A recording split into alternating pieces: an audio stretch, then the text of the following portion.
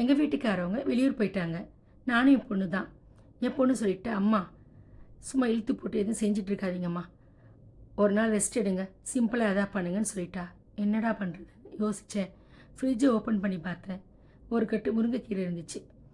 சரி, ஒரு கடாய் அடுப்பில் வச்சு கொஞ்சமாக எண்ணெய் சேர்த்து உளுந்தம்பருப்பு, சிகப்பு மிளகாய், பச்சை மிளகாய், தேங்காய், பூண்டு, சின்ன வெங்காயம், புளி எல்லாம் சேர்த்து நல்லா வதக்கி கொஞ்சம் நல்லா வதங்கி வந்ததும் முருங்கைக்கீரையை வாஷ் பண்ணி க்ளீன் பண்ணி தண்ணி இல்லாமல் வடித்து அதையும் சேர்த்து நல்லா அந்த பச்சை வாடை போகும் வரைக்கும் வதக்கணுங்க.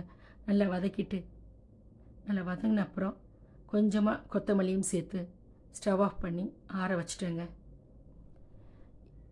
இதெல்லாம் செய்கிறதுக்கு மொத்தமே ஒரு 20 நிமிஷம் தாங்க ஆச்சுது. அவ்வளோ ஒரு ஈஸியான ரெசிபி. முதல்ல பொரியல் பண்ணலாம் தான் நினச்சேன். ஆனால் பொரியல் பண்ணால் குழம்பு பண்ணோம், அதனால் வேணான்னு விட்டுட்டேன். ஆனால் துவையல் எப்படி இருக்குமோன்னு நினச்சேங்க. ஜாரில் போட்டு கொஞ்சம் கல்லுப்பும் தண்ணியும் சேர்த்து அரைச்சி எடுத்துட்டேங்க. ஆனால் அரைச்சப்புறம் தான் டேஸ்ட் பண்ணி பார்த்தேன். சும்மா அப்படி இருந்ததுங்க. சூடாக சாதம் வடித்து இதை ஒரு உருண்டை பிடிச்சி அது மேலே வச்சு நல்லா நெய் ஊற்றி அதை பிசைஞ்சு சாப்பிட்டா சும்மா அட்டகாசமாக இருந்துச்சுங்க. டேஸ்ட்டு மட்டும் இல்லை, மனசும் திருப்தியாக இருந்துச்சு. ஒரு நல்ல சைடிஷ் சாப்பிட்ருக்கோம் அப்படின்னு. இதை பற்றி நீங்கள் என்ன நினைக்கிறீங்க?